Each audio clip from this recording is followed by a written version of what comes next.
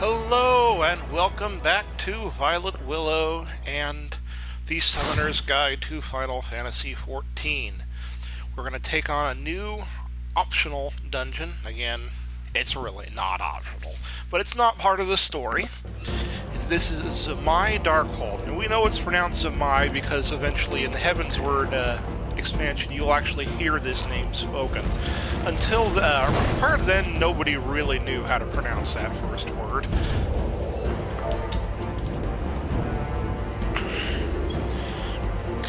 Again, it's a level 44 dungeon. It sinks to level 46. I recommend waiting to play this until two things are true. First, finish the level 45 quest and get your upgrades. The only real upgrade Summoner gets is, well, you can see her, my Garuda Eggy.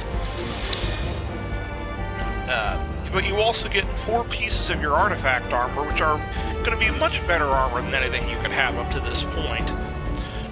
So once you have both of those, you're going to be much better equipped to take on this dungeon.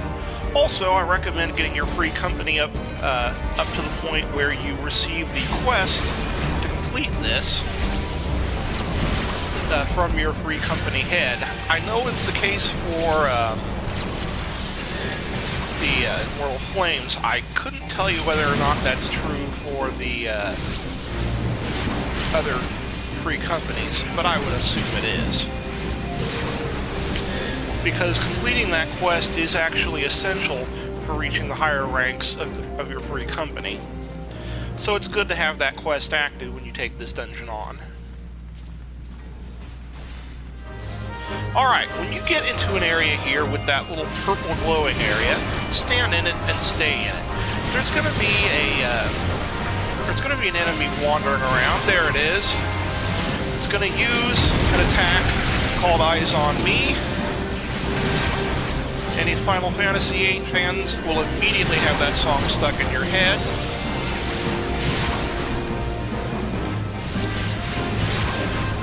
But it will do considerably more damage if you're not standing in the purple field. You'll actually see a little buff there that kind of looks like that Arvin creature that fired the attack.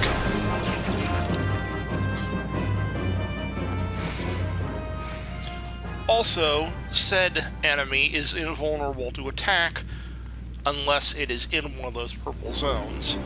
And it's never going to be in the purple zone long enough. Alright, things that, like the tank is standing in there, we're going to get hit hard. Yeah, that hits hard, see? That is a terminal that opens up doors. Now this door here is actually an optional area.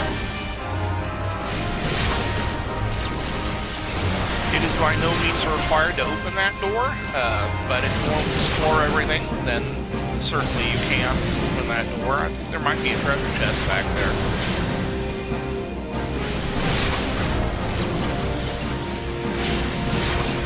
But the thing about those computer terminals is somebody has to be standing in it for a certain amount of time for the door to open. If anybody moves from that area, then, if there's nobody in one of those terminals for any period of time, then it will reset. So you need to make sure somebody is standing in it for the entire length of the cast. Now I'm hoping the tank will do that. Good. And I'm going to run into the safe zone.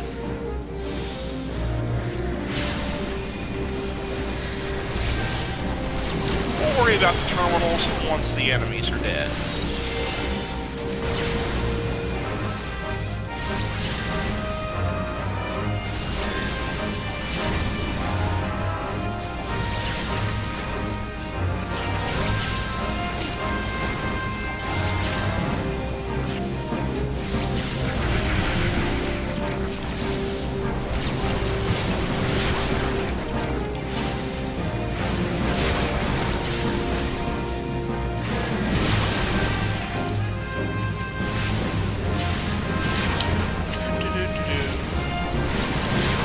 This pull can be challenging. A lot of tanks, myself included, like to pull this pretty much the entire room to this area. Again, just to avoid the Eyes on Me attack.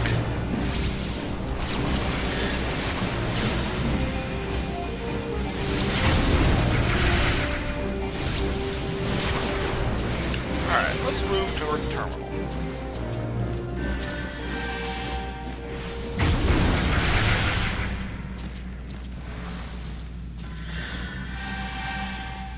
Alright, that opens the door. Once that door is open, the Arman will...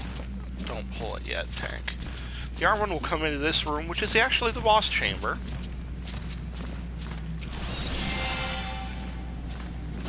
We all need to get into the purple area.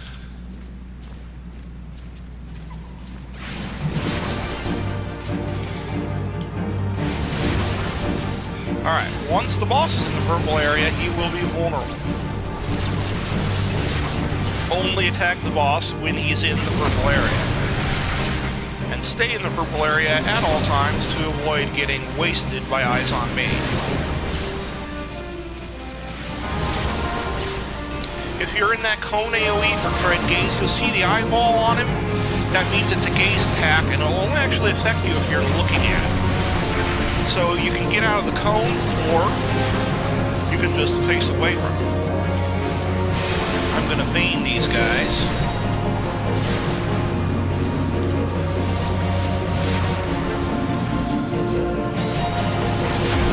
Now eventually we're gonna get a message saying that the crystal is fading. There we go. What this means is we're gonna need to move to another purple area.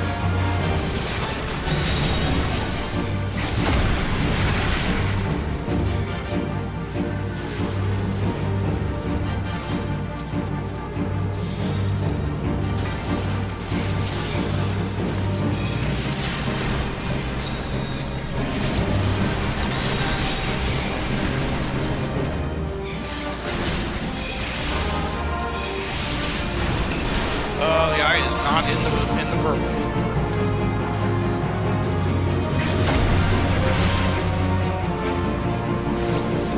There we go.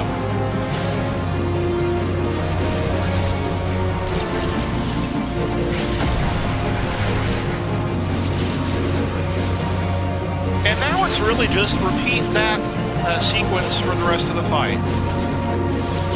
When the power of the crystal dims, find another crystal.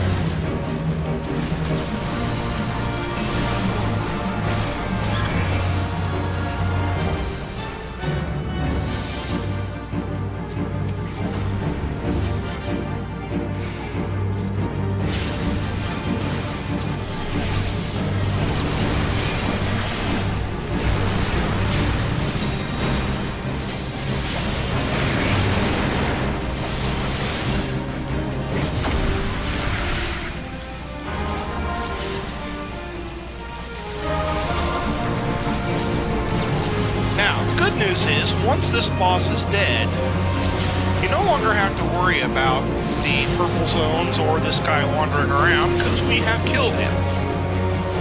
No, we're just going to have other things to worry about.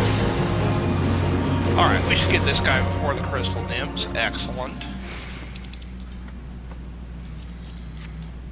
Now you can use this Magitech transporter to head to the second area of the dungeon.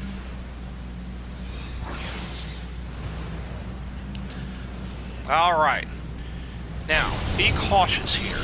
You can fall down off of these paths to a lower level, where there's generally a lot of enemies waiting for you. And you may not recover from that. The most challenging thing to worry about in this area, especially if you're a tank, are the bone nixes. Whoever he has aggro on, he's going to attack with a sticky tongue and suck the enemy right up next to him. If there's a pit between you and Frog, you probably will fall in. I've seen a lot of parties derailed by that particular mechanic, so be very, very careful when you're pulling the bone nix. And it's generally a good idea to get him out of the way early.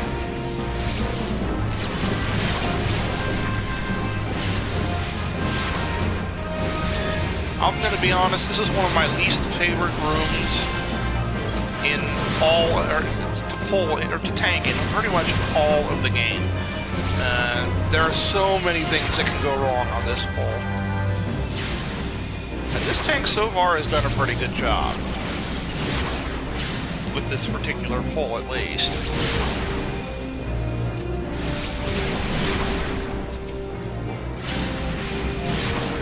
Now we'll see if the tank knows where the exit to this room is. That's the other challenging thing about this room. Uh-oh.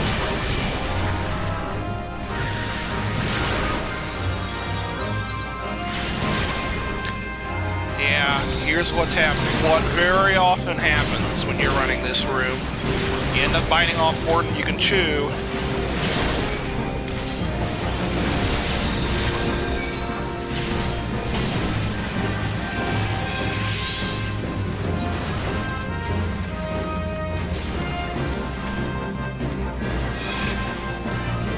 As I said, it's one of the hardest pulls in the entire game, in my opinion. Alright, I am just gonna refresh, get back to the beginning, and not have weakness. When you get resurrected, you get a state of weakness for a time period that makes a lot of your attacks and your abilities less potent for a while. So if you know things are just going south, sometimes it can be better to just release.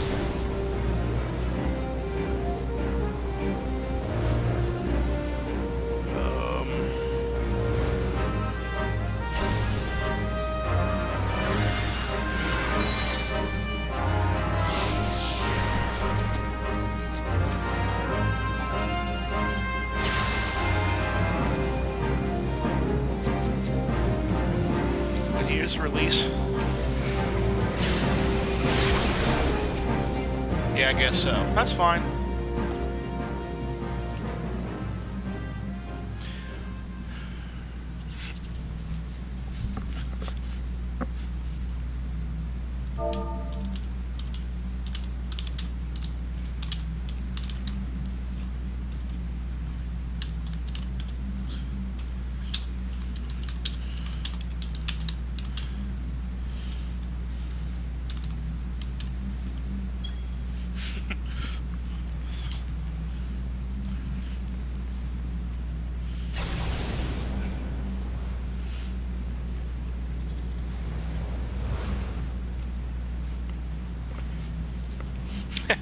My comment remains possibly the most annoying room in all of Final Fantasy XIV. I hate tanking this room. So, I mean, honestly, that could have gone far worse.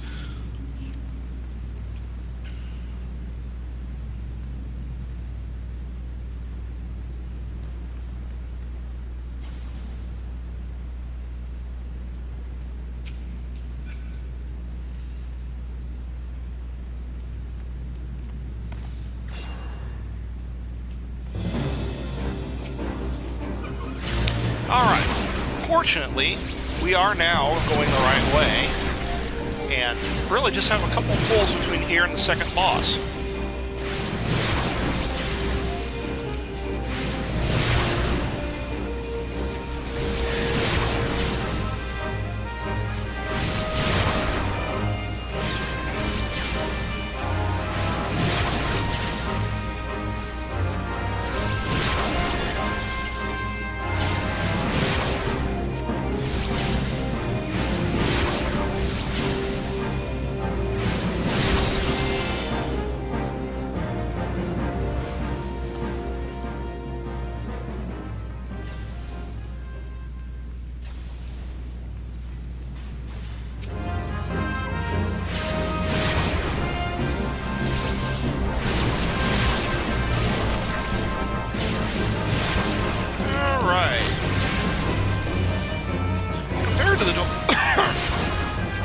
Compared to the pulls so far, the pulls in this tunnel are very easy.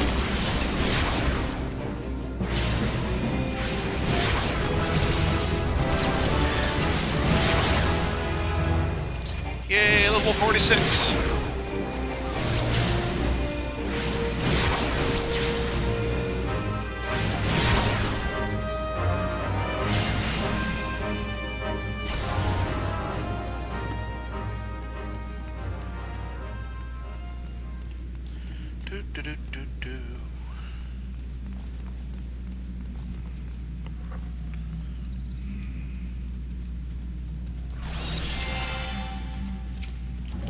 Alright, here is the second boss. The challenge with this one is there are a lot of ads in this fight, but they will stand off to the side and be completely untargetable, and they're just going to chuck things at you. So there's a lot of dodging in this boss fight.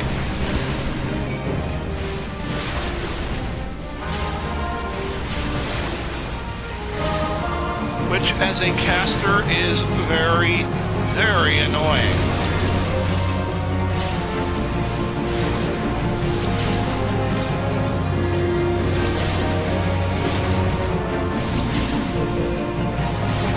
So just keep your dots up, because that's what's going to be doing the bulk of your damage in this fight. Cast when you can, move when you can.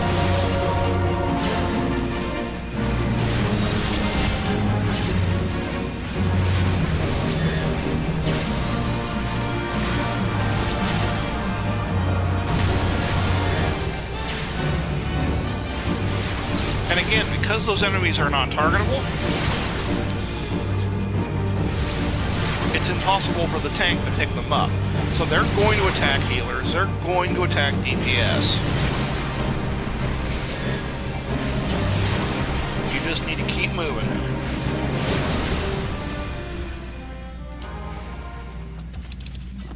Alright, rolling on gear. Rolling.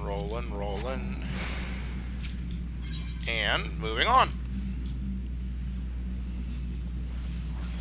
Again, really not too hard of a boss. You just got to be on your toes and dodge everything.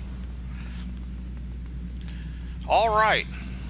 This is, believe it or not, the last major room of the dungeon. This room, a short hall, and we're at the final boss. The thing you gotta worry about in this room are wandering enemies. Just like that annoying walkway we were on earlier. Wandering enemies will cause you problems. If the tank is playing conservatively, which this tank is, you shouldn't have too big of a problem. Now those orange crystals scattered about the room will occasionally do an AoE explosion around them. That hurt pretty bad, so you really don't want to stand in them if you don't have to. The trick is, there's more of those Magitech terminals, and you need to activate both of them in order to open the door to the final area. So you're going to have to take a hit or two from those crystals. The key is, don't do it while you're in the middle of fighting other enemies.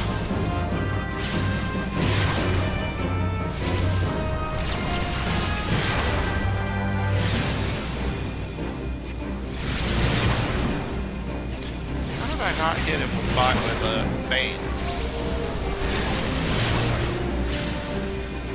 Alright, here come those last two. There you go, and they're on the healer. Now the healer is smart. The healer is running the enemies to the tank. So the tank can very easily pick them up. I know I've made that, I'm fairly sure I've commented that that's what you need to do at some point in the past, but if I haven't, I'm telling you now. If you get picked up, if ads start to attack you, don't run away, don't run around the room, run them to the tank. Let the tank pick them up. The tank is going to have a much easier time getting those enemies off your back if he's not having to follow you around the room. Alright, now we wait. And see how hard that hits? That was more than half my health. But that terminal's done. And that terminal ought to be done any moment now.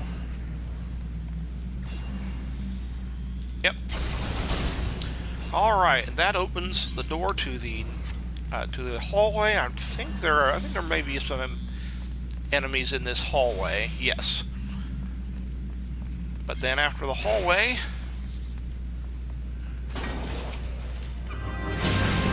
is the final boss. which is, you know, and again, really the last several dungeons have had a little more complicated end bosses, and this one is certainly no exception. When you know the mechanics, like most dungeon bosses, it's not very hard, but you gotta know the mechanics.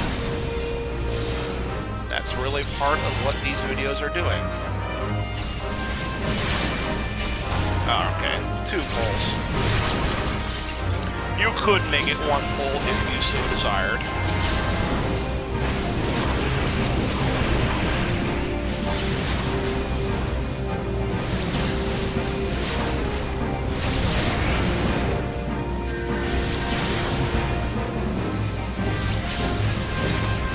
All right, now we should be at the end.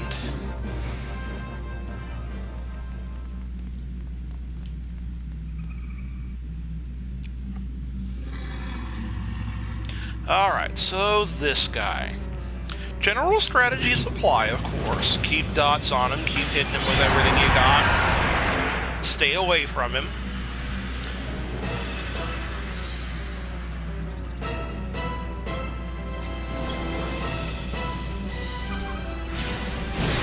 But he's going to do a few other things to make life interesting. Oh, one thing I forgot to mention. Since I have Garuda, I now have Garuda's level 40 ability, Contagion. Contagion actually reduces your enemy's magic resistance for a short period of time. Since I'm firing with nothing but magical attacks, that's a great thing. Okay, he just tethered to a corrupted crystal. That's going to make him invulnerable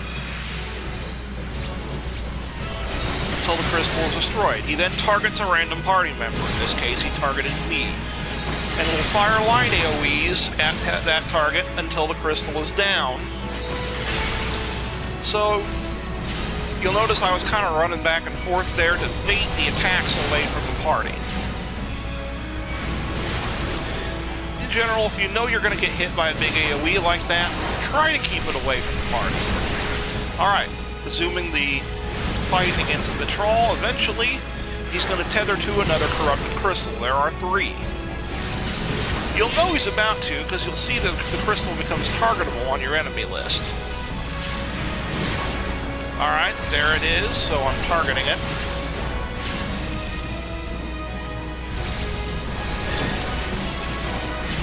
Alright, he didn't target me this time. Alright, he took out that crystal pretty quick. He only managed to get 1 of those line AoEs off. Keep putting up Contagion whenever possible. Will give you an extra boost of damage output for a time. Now there will be in boss fights where you want to time the use of Contagion for a time when he's particularly vulnerable. So, for instance, you wouldn't want to use your Contagion right before he tethers to a corrupted crystal. Speaking of corrupted crystal, there's number 3.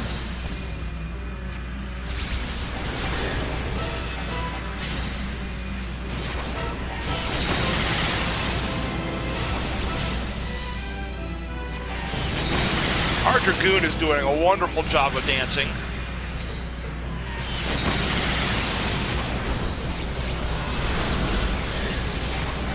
Alright, now, all 3 corrupted crystals are gone, so he's going to start going crazy and dropping these void pitch puddles. Do yourself a favor and don't stand in them. As a caster, this part of the fight should be fairly easy. He's the most dangerous at close range, and as a caster, you'll never need to get in close range. So just stay out of the puddles and hit him with everything you got. This is a little more interesting when you're tanking, of course.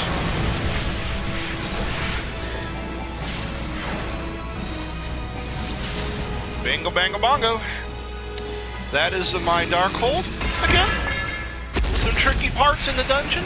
Not too difficult, but will keep you on your toes.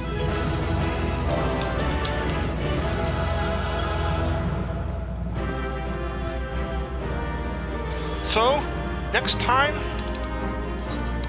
it's either going to be, Aurum Vale, or possibly the story endgame.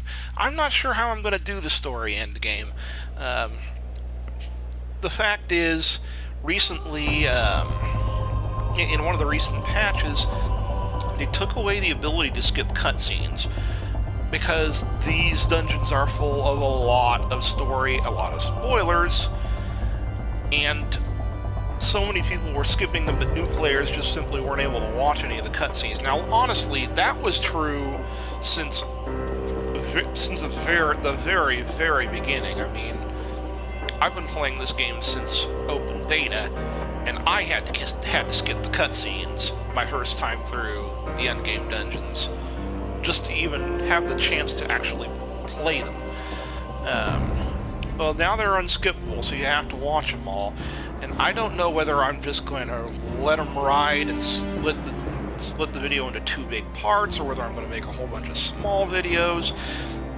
There are a lot of sections that have just a very short section of dungeon, followed by a lot of cutscene. So what I may do is focus on the longer sections of dungeon and the bosses. I don't know. I'm going to just have to decide how I want to do that. I may play Aurum Vale in the meantime. In order to really get the most out of Aurum Vale, you need to have increased your free company rank up to the point where you have its free company quest. And I may or may not have that by the time I get to endgame. So just be on the lookout for the next video, and we'll determine what that is when we do it. Until then, have a great day.